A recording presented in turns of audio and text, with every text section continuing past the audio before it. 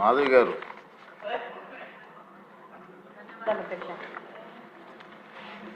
ధన్యవాదాలు అధ్యక్ష. అధ్యక్ష, గతంలో మనం చూసేవాళ్ళం సంఘ విద్రోహ శక్తులు అంటే ఏదో బయటి దేశాల నుంచి వచ్చి ఇక్కడ టెర్రరిస్ట్ యాక్టివిటీస్ చేసి ఇక్కడ యొక్క శాంతియుత వాతావరణాన్ని మన భారతదేశం వాతావరణాన్ని డిస్టర్బ్ చేయడానికి చేసే వాళ్ళని తీవ్రవాదులు అనేవాళ్ళము, సంఘ విద్రోహ శక్తులు అనేవాళ్ళము. కానీ 2019వ సంవత్సరం నుంచి దీని అర్థం మారిపోయింది. గత పాలకులు గాంజా అనే మత్తు పదార్థాన్ని రాష్ట్రం మొత్తం తీసుకొచ్చి ప్రజల మీద దాడులు అనేది పెరిగిపోయాయి. ఈ గాంజా సేవించిన వాళ్ళు సామాన్య ప్రజల మీద దాడులు చేయడము, వాళ్ళని ఇబ్బందులు గురి చేయడం జరుగుతూ ఉంది. అధ్యక్ష, ఒకప్పుడు గాంజా అనేది పెద్ద పెద్ద నగరాలకి, పెద్ద పెద్ద సిటీస్కి మాత్రమే పరిమితమయ్యేది ఉంది. ఆ సిటీస్లోనే పబ్బులలో, రెస్టారెంట్లో అవైలబుల్ ఉంది. ఇప్పుడు గాంజా అనేది చిన్న మండల స్థాయికి, గ్రామ స్థాయికి చేరుకోవడం జరిగింది. ఇప్పుడు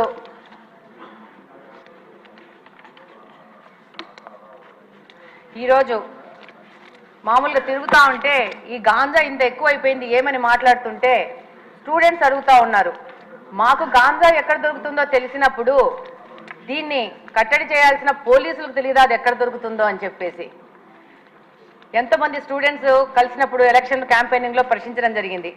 అలాగనే అధ్యక్ష, ఎన్నికల ముందు కానీ ఇప్పుడు ఎన్నికల తర్వాత కానీ ఈరోజు గ్రీవెన్సెస్ కోసం మన దగ్గరకు వచ్చిన దాంట్లో దాదాపు 30-40% ఈ గాంజా మీద ఎఫెక్ట్ అయిన వాళ్లే వస్తూ ఉన్నారు.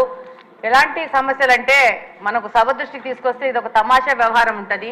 పిల్లాడు గాంజాకి అడిక్ట్ అయ్యాడని చెప్పేసి దాంట్లో నుంచి బయటికి తీసుకురావడానికి ఏవో మాయలు మంత్రాలు అని చెప్పేసి ఎవరో సాముల్ని మీద ఆధారపడి వాళ్ళు వచ్చి వాళ్ళ ఇంట్లో ఉన్న బంగారం అంతా చూసి వీడు గాంజా మీద ఎఫెక్ట్ అవుతున్నాడు ఈ అబ్బాయి అని చెప్తే వాళ్ళు ఆ బంగారంతా దొంగతనం చేసుకుని వెళ్ళిపోతే ఆ కేసు ఇప్పటికీ కడపలో 2 టౌన్ పోలీస్ స్టేషన్లో FIR రిజిస్టర్ అయ్యింది. నిన్న 1 వీక్ బ్యాక్ కూడా సదరు మహిళ వచ్చి నాది ఏదో సమస్య తీర్చండి అని చెప్పింది. అంటే దాదాపు సామాన్య ప్రజలు ఈ గాంజా వల్ల ఎంత ఎఫెక్ట్ అయ్యారంటే అసలు ఈ 5 సంవత్సరాల్లో మిగతా సమస్యలు ఒక ఎత్తు అయితే గాంజా సమస్య అనేది ఇంకొక పెద్ద ఎత్తుకు చేరుకోయింది. అలాగనే అధ్యక్ష, ఈ గాంజా సేవించిన వాళ్ళు సామాన్య ప్రజల మీద షార్ప్ ఆబ్జెక్ట్స్, ఇందాక హోమ్ మినిస్టర్ గారు అన్నట్టు బ్లేడ్ బ్యాచ్ అంటారు, వాళ్ళు అది బ్లేడో షార్ప్ ఆబ్జెక్టో చిన్న నైఫ్లో తెలియదు కానీ ఆ గాంజా మత్తులో వాళ్ళకు అంతకు ముందు వాళ్ళతో ఏదైనా గొడవలు జరిగినా కానీ ఏమి జరిగినా కానీ ఏ విధమైన ప్రొవొకేషన్ లేకున్నా కూడా వాళ్ళని అటాక్ చేయడము, వాళ్ళ మీద దాడులు చేయడము, దాదాపు వాళ్ళకి ప్రాణం మీద ప్రమాదం వచ్చే లాగా దాడులు చేస్తూ ఉన్నారు. రంజాన్ మాసంలో కడప నియోజకవర్గంలో ఒక మసీదు నుంచి రాత్రి 11 గంటలకి నమాజు చేసుకొని బయటికి వస్తుంటే వచ్చిన పిల్లోడిని అసలు without any notice sharp object తీసుకొని కొయ్యడం జరిగింది. అబ్బాయికి దాదాపు రిప్స్లో దాదాపు 3-4 ఇంచెస్ లోపలికి వెళ్ళి హైదరాబాద్ అపోలోకి తీసుకొచ్చి దాదాపు 20 రోజులు పెట్టి దాదాపు 5-6 లక్షలు ఖర్చు అయిందని కూడా చెప్పారు. చెప్తున్నాను. అయితే దాని మీద పోలీసు వాళ్ళకి దగ్గరికి వెళ్తే చాలా నామినల్ దొమ్మి కేసు, చిన్న 2 మనుషులు కొట్టుకుంటే జరిగిన గొడవలాగా కేసు రిజిస్టర్ చేశారు. అది గత ప్రభుత్వం వైసీపీ ప్రభుత్వ హయాంలో జరిగింది. ఇలాంటి కేసెస్ చాలా ఉన్నాయి పోలీస్ డిపార్ట్మెంట్ దగ్గర. వాటన్నిటిని కూడా మళ్ళీ చెక్ చేసేసి వాటిని సరైన FIR రిజిస్టర్ చేసి వాళ్ళకి న్యాయం చేయాలని కోరుకుంటున్నాను. అలాగనే ఈ గాంజా మీద ఒక స్పెషల్ టాస్క్ ఫోర్స్ ఏర్పాటు చేసి ప్రత్యేకంగా మీకు అవసరం ఉంటే నాకంత తెలియదు కాబట్టి స్పెషల్గా రిక్రూట్ చేసుకునైనా కూడా దీని మీద ముందుకు పోవాల్సిన అవసరం ఎంతగానో ఉంది. లేకపోతే సమాజం మొత్తము పాడైపోయే ప్రమాదం ఉంది. ధన్యవాదాలు అధ్యక్ష. ధన్యవాదాలు అధ్యక్ష. అసాంఘిక శక్తుల గురించి అదేవిధంగా ఈ బ్లేడ్ బ్యాచ్ నియంత్రణ గురించి ఒకసారి మాట్లాడాలనుకుంటే లాస్ట్ 5 ఇయర్స్లో నేను చాలా సందర్భాల్లో చెప్పాను అధ్యక్ష, పోలీసు వ్యవస్థని, పోలీస్ నిఘా వ్యవస్థని కూడా కంప్లీట్గా నిర్వీర్యం చేసే పరిస్థితి వచ్చింది అధ్యక్ష. ఎందుకు ఈ మాట చెప్తున్నానంటే లాస్ట్ 5 ఇయర్స్లోని కూడా అప్పుడు ముఖ్యమంత్రి జగన్మోహన్ రెడ్డి రోడ్డు మీదకి వస్తే పరదాలు కట్టడానికో, బారికేడ్లు వేయడానికో, లేకపోతే హౌస్ అరెస్టులు చేయడానికో వీటి మీద పెట్టిన దృష్టి అసాంఘిక శక్తుల్ని పట్టుకుందామని కానీ, నేరస్తులను పట్టుకుందామని కానీ, వాటిని పట్టుకునేడానికి ఉన్న సిస్టమ్ని కనీసం వాళ్ళు తిరిగి పునరుద్ధరించుకోవాలన్న తపన కూడా లేకుండా మొత్తాన్ని నిర్వీర్యం చేసిన పరిస్థితి వచ్చింది అధ్యక్ష. దాని పర్యవేక్షణలో భాగంగానే ఈ 5 సంవత్సరాల్లోని కూడా ఇంచుమించుగా మనం ఒకసారి కంపేర్ చేసుకుంటే బిఫోర్ 2014 మనకి టోటల్ కేసెస్ ఈ బ్లేడ్ బ్యాచ్కి సంబంధించి ఈస్ట్ గోదావరిలోనే ఒక ఈస్ట్ గోదావరిలో చూసుకుంటే 133 ఉంటే 2014-19 అదేవిధంగా 2000 కంపారిజన్ 2014-19కి ఒక 400 ఉన్నాయి అధ్యక్ష. 2019-24లో ఒకసారి మనం చూసుకుంటే అధ్యక్ష దగ్గర కేసెస్ అవన్నీ కూడా దగ్గర డబుల్ అయిన పరిస్థితి అధ్యక్ష. వీళ్ళ మీద ఎన్ని పీడీ యాక్ట్లు పెట్టినా ఒక ఈస్ట్ గోదావరిలోనే ఇంచుమించుగా 500 వరకు కేసెస్ నమోదు బ్లేడ్ బ్యాచ్ని ఐడెంటిఫికేషన్ చేయడం అధ్యక్ష. వీళ్ళే కాకుండా మనకి రాజమండ్రి అదేవిధంగా ఎన్టీఆర్ డిస్ట్రిక్ట్లోనే ఎక్కువ ఈ బ్లేడ్ బ్యాచ్ అనేది ఎక్కువగా ఐడెంటిఫికేషన్ అయి ఉంటుంది. వాళ్ళు ఇంచుమించుగా దగ్గర రెండు కలిపి ఈ మొన్న 2019-24లో దగ్గర 825 మందిని ఐడెంటిఫికేషన్ చేయడం జరిగింది అధ్యక్ష. ఐడెంటిఫై చేయడం ఒక ఎత్తు అయితే వీళ్ళు నియంత్రించే సిస్టమ్ అయితే పోలీస్ డిపార్ట్మెంట్లో లాస్ట్ 5 సంవత్సరాలు లేదు అధ్యక్ష. ఎందుకు ఈ మాట చెప్తున్నానంటే దగ్గర 15,000 సీసీ కెమెరాలు 2014-19 వరకు టీడీపీ హయాంలో పెడితే ఒక్క సీసీ కెమెరాని పెట్టకపోవడం సరికదా, ఉన్న సీసీ కెమెరాలను కూడా పునరుద్ధరించుకోకపోవడం అనేది నిజంగా ఒక సిగ్గుచేడు అధ్యక్ష. ఎందుకంటే ఎక్కడికి అంటే మీలాంటి వాళ్ళు పెట్టేటప్పుడు సీసీ కెమెరాలు బాగా పనిచేస్తాయి సార్. అప్పుడు తీసేసి వీడియో తీశారు కదా సార్ మిమ్మల్ని చూపించడానికి, డైరెక్ట్ వీడియోలో చూపించుకున్నారు. విషయం ఏంటంటే సీసీ కెమెరాలు తీసేయడం, సీసీ కెమెరాలు పునరుద్ధరించుకోకపోవడం ఒక ఎత్తు అయితే కనీసం మనం ఒక క్రిమినల్ని పట్టుకున్న తర్వాత అతని క్రిమినల్ బ్యాక్గ్రౌండ్ మనం చెక్ చేయడానికి automated finger print identification system అని చెప్పి అది కూడా చంద్రబాబు నాయుడు గారి హయాంలో మనం పెట్టడం జరిగింది. దాన్ని కూడా డబ్బులు కట్టగా దాన్ని కూడా కంప్లీట్గా నిర్వీర్యం చేసిన పరిస్థితి అధ్యక్ష. అవే కాకుండా మనకి ఇంతకు ముందు ఏదైనా ఈ బ్లేడ్ బ్యాచ్ కానీ ఎవరైనా అసాంఘిక శక్తులు ఎక్కడైనా ఊర్లను వెళితే ఆ హౌసెస్ దగ్గర కూడా మానిటరింగ్ చేసేవాళ్ళం అధ్యక్ష.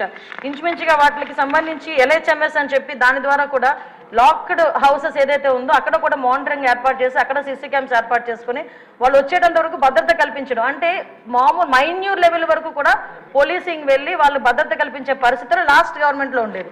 ఈ గవర్నమెంట్ ఎప్పుడైతే నిర్వీర్యం చేసిందో పోలీసు వ్యవస్థని మీరు అన్నట్టుగా మొత్తం అరాచక శక్తులు అసాంఘిక శక్తులు అరాచక శక్తులు అంటే ఇందాక మేడం గౌరవ ఎమ్మెల్యే గారు చెప్పినట్టు ఎవరో బ్లేడ్ బ్యాచ్ అనో ఇంతకుముందు ఎక్కడి నుంచో వచ్చారు, పై దేశాల నుంచి వచ్చారు, పై రాష్ట్రాల నుంచి వచ్చారు, బీహార్ బ్యాచ్ అక్కడ బ్యాచ్ ఇక్కడ బ్యాచ్ అనుకునే వాళ్ళు. ఇప్పుడు అలా కాదు, అది ఆ బ్యాచ్ ఈ బ్యాచ్ కాదు, వైసీపీ బ్యాచ్ అన్నట్టుగా అసాంఘిక శక్తులు ఎక్కువగా అయిపోయి ఈరోజు కనీసం రాముల్లో గుడికి భద్రత లేదు, బడికి భద్రత లేకుండా అయిపోయింది అధ్యక్ష. లాస్ట్ 5 సంవత్సరాలు కూడా బడిలోనున్న అక్కడికి వెళ్ళి అసాంఘిక కార్యకలాపాలు, ఈవెన్ ఒక రోజు స్కూల్ లాక్ చేసి ఉంటే అక్కడికి వెళ్తే సోమవారం మార్నింగ్ అక్కడికి స్కూల్ ఓపెన్ చేస్తే బీరు బాటిళ్ళు అక్కడ కైనీ ప్యాకెట్లు అవి కనిపించే పరిస్థితి.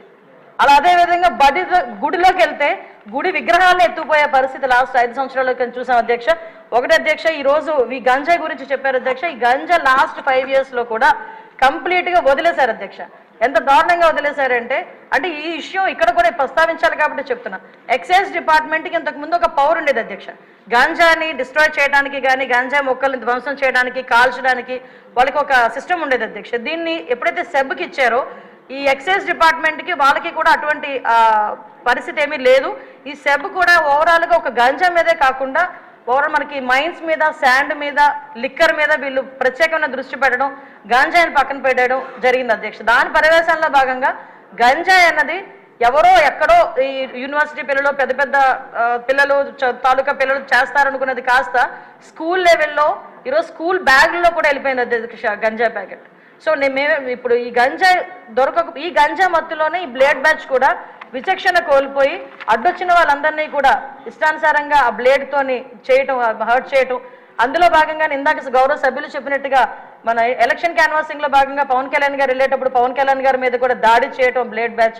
అంటే వాళ్ళకు ఒక విచక్షణ కోల్పోయి ఇలాంటి వాళ్ళని హైయర్ చేసుకుంటారు అధ్యక్ష. కొన్ని రాజకీయ పార్టీలు అసాంఘిక శక్తుల్ని ఇలాంటి వాళ్ళని హైయర్ చేసుకుని గుంపుల్లో పంపించి కూడా ఇలాంటి పనులు కూడా చేస్తున్నారు అధ్యక్ష. వీళ్ళకి గంజాయి దొరకకపోతే వైట్నర్ స్మెల్ గట్టిగా తీసి దాంతో కూడా వాళ్ళు మత్తు తెచ్చుకొని వాళ్ళు ఇలాంటి అసాంఘిక కార్యకలాపాలు, అంటే అసాంఘిక కార్యకలాపాలు ఈజీ మనీ గురించి పిల్లలు పాడైపోతున్నారు, పిల్లలు దానికి అడిక్ట్ అయిపోతున్నారు అన్న విషయం అయితే మా దృష్టికి వచ్చింది అధ్యక్ష. దీని మీద నార్కోటిక్ టాస్క్ ఫోర్స్ మొన్ననే క్యాబినెట్ సబ్ కమిటీ కూడా ఏర్పాటు చేయడం జరిగింది. గాంజా గురించి ఎడ్యుకేషన్ డిపార్ట్మెంట్, మన అదేవిధంగా home department, tribal welfare department, excise department, health డిపార్ట్మెంట్తో కలిపి ఒక సబ్ కమిటీ కూడా ఏర్పాటు చేయడం జరిగింది. నార్కోటిక్ టాస్క్ ఫోర్స్ కూడా ఒక అతి తొందరలో క్యాబినెట్ కూడా ఆమోదం పొందిన తర్వాత narcotic task force with special ఆఫీసర్స్తో పాటు ఏర్పాటు చేయడం జరుగుతుంది. వీటితో పాటు ఒక టోల్ ఫ్రీ నెంబర్ కూడా ఇస్తున్నాం. గాంజాకి ఎస్పెషల్లీ గాంజా పర్పస్లో ఒక టోల్ ఫ్రీ నెంబర్ కూడా ఏర్పాటు చేయడం జరుగుతుంది.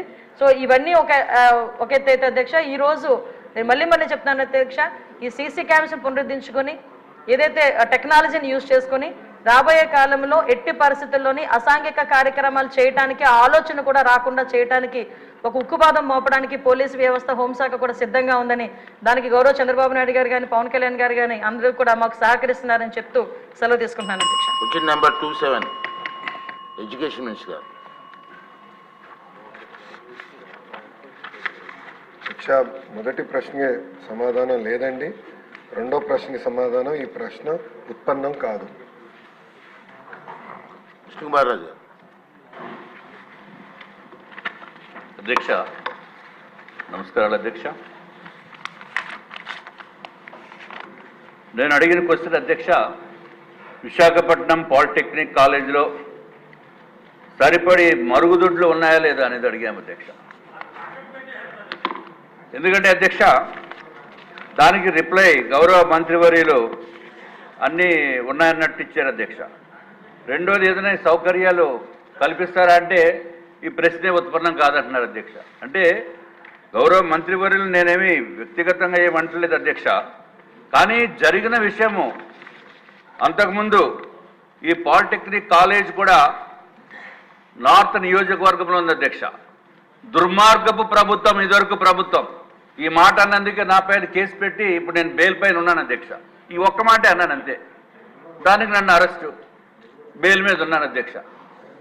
ఈ ప్రభుత్వం అంతకుముందు ఉన్న ప్రభుత్వం అధ్యక్ష వైఎస్ఆర్సీపీ ప్రభుత్వము మా పాలిటెక్నిక్ కాలేజీని తాకట్టు పెట్టిస్తారు, ఎంఆర్ఓ ఆఫీస్ని తాకట్టు పెట్టిస్తారు, రైతు బజార్ని తాకట్టు పెట్టిస్తారు, అట్లాగే ఆర్ఎండ్బి క్వార్టర్స్ని తాకట్టు పెట్టిస్తారు, ఎంఆర్ఓ గారు ఆఫీస్ని తాకట్టు పెట్టిస్తారు అధ్యక్ష. ఇవన్నీ నార్త్ నియోజకవర్గంలో ఉన్నాయి.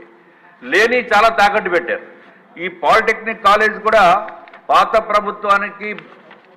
పాత ప్రభుత్వం విక్టిమ్ అధ్యక్ష. తర్వాత ఈ క్వశ్చన్కి వచ్చేటప్పటికి అధ్యక్ష, ఈ పాలిటెక్నిక్ కాలేజ్ చాలా ప్రఖ్యాతిగా ఉన్న పాలిటెక్నిక్ కాలేజ్. ఇది 1956లోనే ఇది స్థాపితం అయింది అధ్యక్ష. చాలా కోర్సెస్ ఉన్నాయి, diploma mechanical engineering, civil, electrical, అట్లాగే మెటలర్జికల్, ఫార్మసీ. దీని ఏరియా కూడా చాలా పెద్ద ఏరియా అధ్యక్ష, సుమారు 23 ఎకరాల 38 సెంట్లు అధ్యక్ష. తర్వాత దురదృష్టం ఏంటంటే నేను అడిగిన దానికి టాయిలెట్స్ అన్నీ ఉన్నాయని చెప్పారు అధ్యక్ష. ఈ మధ్యకాలంలో చూస్తే పిల్లలు మంచినీళ్ళు కూడా తాగకుండా కాలేజీలకి, స్కూళ్ళకి వెళ్ళే పరిస్థితి ఉంది అధ్యక్ష. ఎందుకంటే అక్కడ సరైన టాయిలెట్స్ లేవు. దానికి టాయిలెట్స్ ఏ విధంగా ఉండాలా అనేది కొంచెం ఇండియన్ స్టాండర్డ్స్ కూడా నిర్దేశించింది అధ్యక్ష.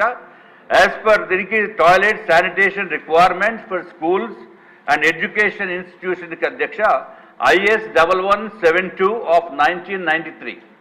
ఇదొక్కటే కాకుండా నేషనల్ స్కూల్ శానిటేషన్ మాన్యువల్ అని కూడా కేంద్ర ప్రభుత్వము నిర్దేశించింది అధ్యక్ష.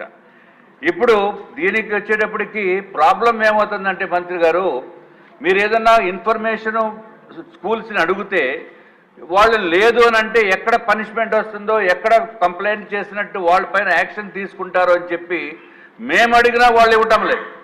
నేను ఏదో నా స్పైస్ని పెట్టి కొంచెం ఇన్ఫర్మేషన్ తీసుకుని వచ్చే పరిస్థితి ఉంది అధ్యక్ష.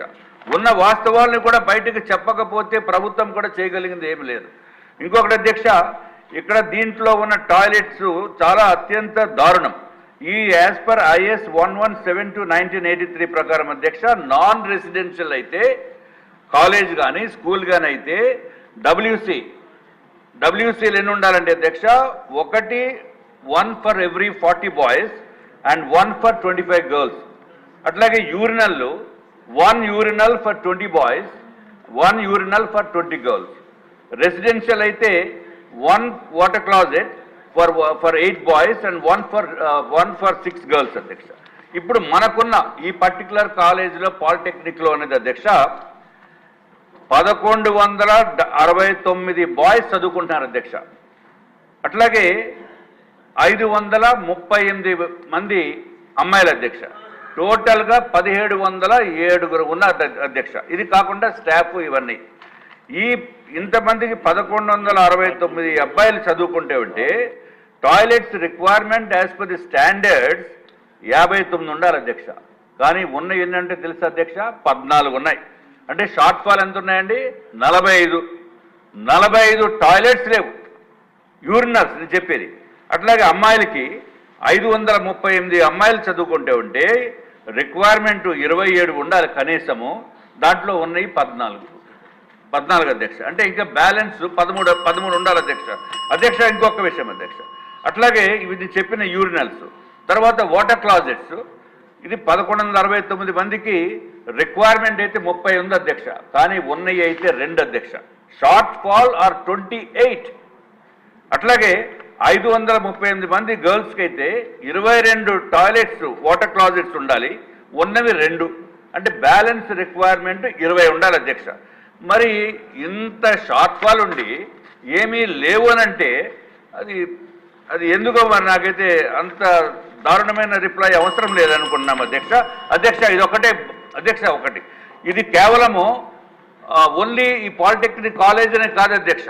ప్రైవేట్ స్కూల్స్లో నాకు 2 మనవరాళ్ళు అధ్యక్ష, వాళ్ళిద్దరు యుఎస్ సిటిజన్స్.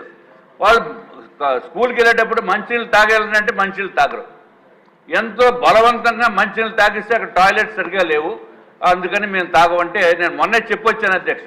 ఇప్పుడు లోకేష్ బాబు గారు దీనికి సంబంధిత మంత్రివర్యులు అయ్యారు, అన్ని టాయిలెట్స్ అన్ని శుభ్రంగా ఉండేటట్టు అన్ని ప్రైవేట్ స్కూల్స్లోని కాలేజెస్లోని దానిపైన ప్రత్యేకమైన ఫోకస్ పెడతారని చెప్పి నేను హామీ ఇచ్చి రావడం జరిగింది అధ్యక్ష. ఇంత షార్ట్ ఫాల్ ని దయచేసి మంత్రివర్యులు చూసుకోవాలి అధ్యక్ష. ఇంకొక అయిపోయింది అధ్యక్ష, ఈ పాలిటెక్నిక్ కాలేజీలకి అయిపోయింది అధ్యక్ష. ఈ పాలిటెక్నిక్ కాలేజ్కి అంతకుముందు ఎప్పుడు మంత్రులు వెళ్ళరు, అంతకుముందు ఎప్పుడు మంత్రులు వెళ్ళలేదు అధ్యక్ష. అందుకే ఇవన్నీ ప్రాబ్లమ్స్. దయచేసి దీన్ని కూడా దృష్టిలో పెట్టుకోవాల్సిన అవసరం ఉంది అధ్యక్ష.